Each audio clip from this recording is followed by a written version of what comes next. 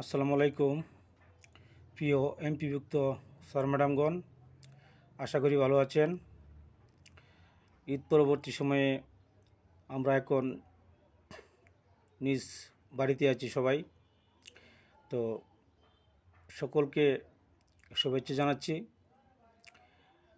আমরা ঈদ আগে আমরা বেতন বোনাস নিয়ে যে হতাশার মধ্যে পড়েছিলাম, সেটা কিন্তু এখন ভুলে গেলে চলবে না।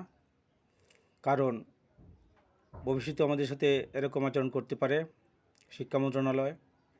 তাই আপনাদেরকে আমি উদাত্ত আহ্বান জানাবো যে আমাদের পরবর্তীতে আন্দোলনে ডাক আসতে পারে।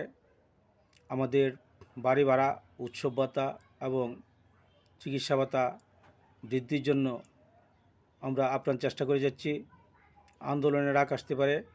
আপনারা সবাই মানসিকভাবে প্রস্তুত থাকবেন, যাতে আমরা সবাই 5.5 লক্ষ শিক্ষক আমরা যেন একসাথে আন্দোলনে ঝাঁপিয়ে পড়তে পারি। ইতিমধ্যেই শিক্ষা মন্ত্রণালয় আমাদেরকে আশ্বস্ত করেছে যে আগামী ঈদেই আমাদের উৎসব ভাতার পরিবর্তন করবে। তো সে ঠিক কতটুকু করবে তা কিন্তু নির্দিষ্ট করে বলে নাই। তো এটা কিন্তু অপ্রতুল আমার মনে হয় যে শতভাগ দিবে এমনটা মনে হয় হচ্ছে না।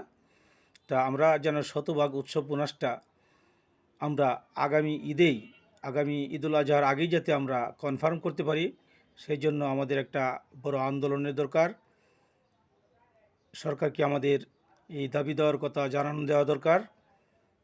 সেই জন্য আমরা মানসিকভাবে প্রস্তুত থাকব।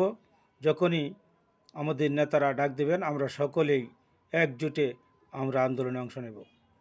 তো আজ এ পর্যন্তই। সম্মানিত স্যার ম্যাডামগণ, আমার ভিডিওটি যদি ভালো লাগে আমার চ্যানেলটি সাবস্ক্রাইব করবেন।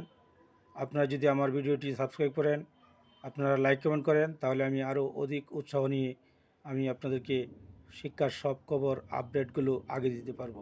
ধন্যবাদ সবাইকে। আসসালামু আলাইকুম।